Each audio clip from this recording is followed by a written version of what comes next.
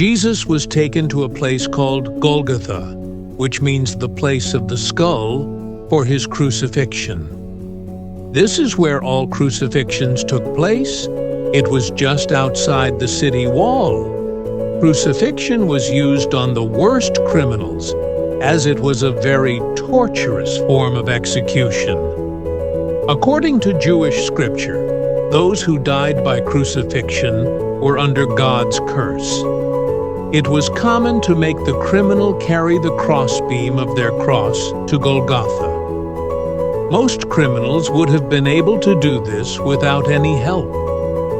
The fact that Jesus needed assistance from Simon of Cyrene tells us how weak he must have been both physically and emotionally.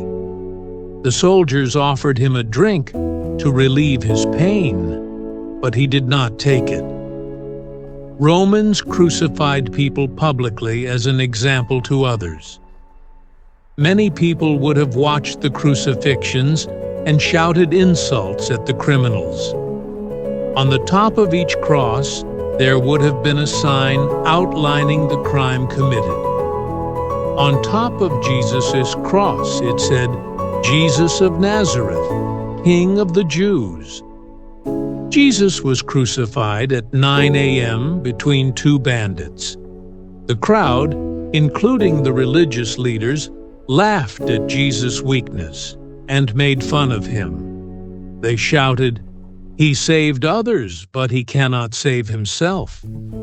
In this moment, we can see Jesus as the suffering servant, alone and rejected by all. This was prophesied in Isaiah. He was put to death for the sins of our people. Mark records some unusual events which occurred during the crucifixion of Jesus. Darkness descended on the whole region, even though it was the middle of the day, 12 o'clock. In Jewish scriptures, darkness was seen as a symbol of tragedy. Jesus then cried out, "My God, my God, why have you forsaken me?" Some people thought that he was calling for Elijah, who it was believed would help those in need. Many have reflected on why Jesus said this. Did he feel abandoned by his Father? Jesus cried out with a loud shout and died at 3 o'clock. It seems strange that Jesus had the strength to cry out when he was seconds from death. This is maybe the reason for the Roman centurion thinking he was the Son of God. After Jesus' death, there was an earthquake. People rose from the dead. This was a symbol that all those who believed and trusted in Jesus would be brought forgiveness and new life. The curtain hanging in the Holy of Holies, the place in the temple where God was present, was torn in two from top to bottom. The curtain tore from the top, suggesting that it was torn by God as a symbol that the way to Him was open.